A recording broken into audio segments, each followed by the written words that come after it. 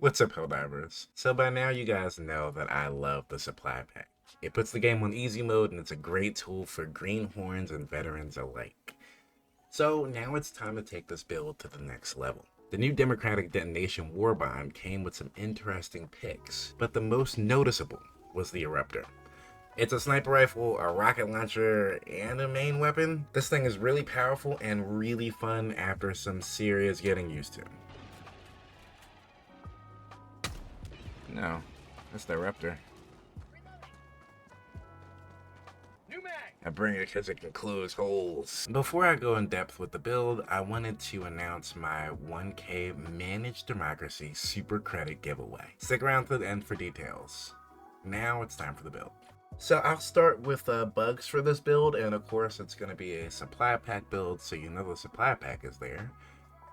If you know me, you know I'm gonna bring either the Stalwart or the grenade launcher. Now, I don't really get to talk about the grenade launcher much, but the Stalwart I talk about constantly, and if you don't feel that way, maybe I should talk about it more. I think it's a great weapon, especially when you bump it up to 1150 RPM. Like I said, the supply pack comes along, and then after that, it's gonna be the EAT.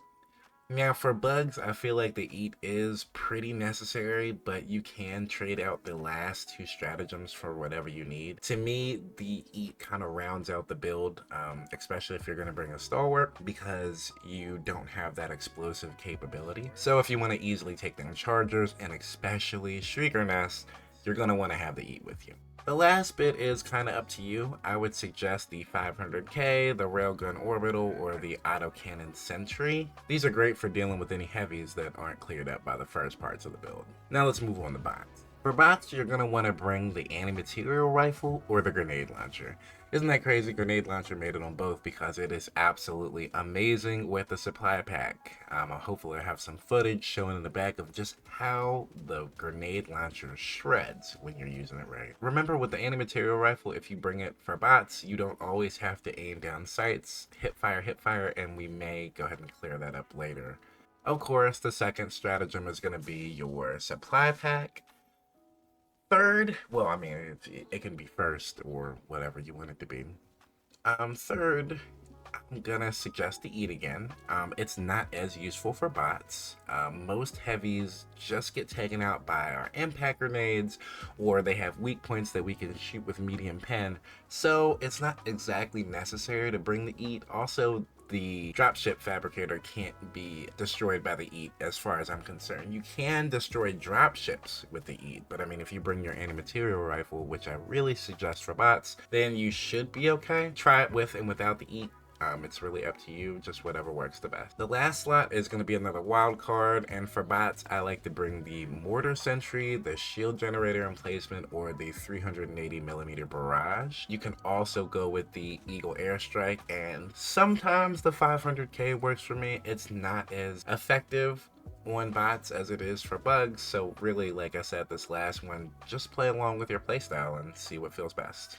Alright guys, before I get into the main weapons, I want to note that this build is mainly for either solo 7 and above, so that's suicide missions, or group Helldive. If you want to do a solo Helldive, you're going to need to bring the Scorcher for robots and the Incendiary Breaker for the bugs, and that's just what I found. It really helps the solo Helldive go a lot smoother. But if you just want to have a good time, you know, which is kind of what my builds are focused on, a good time and effectiveness, then go ahead and go with what I'm about to share with you next. So the main weapon for this build used to be the Jar 5 Dominator, and I didn't think anything was going to beat that. And that's still kind of the case with bots. But for bugs, I like to bring along the ERUPTOR. Now let's talk about the ERUPTOR for a second, because this thing is making big moves in the community. It can close holes and fabricators, which is unheard of from a main hand weapon. It's not really effective against Shrieker Nest, which is why I just say bring the EAT along for those bug missions and take your jar. Past that, it deals with groups really well on both sides. It packs a punch. It can't really deal with heavies too well, but then again, is a main weapon really supposed to? It also has great range and, like I said, amazing damage. Armor, grenades, and secondary are up to you, but I like to bring an armor with the extra grenade pack because I do find myself throwing lots of impact grenades. Of course, my grenade is going to be the impact grenade. That is my favorite so far. I haven't really switched off of it, but I do want to try the thermite grenades. I hear they are doing pretty well and can even take out a Bile Titan, so we'll check that out as time goes along. For the secondary, I like the Redeemer. Whatever you choose is up to you, but I love having the machine gun pistol on the side. So for the tips, I'll be covering general tips and supply pack tips that were also covered in my last video. It was reported that there was some sound issues, so I hope these tips make it to you guys. I'm really sorry about the quality of the last video. Tip number 1, forget about ammo, just shoot. When one weapon runs out, just empty it and go to the next one. I mean, it's not an issue. When you run out of all of your weapons, that's when you're going to hit that 5 key or whatever it is on console and get everything back. So don't worry about your ammo. Number 2, be careful when using the supply pack, and you should probably plan your supplies. The supply pack doesn't work 100% of the time to refill you or resupply you. You do have to make sure that box leaves the backpack, which you can visually see.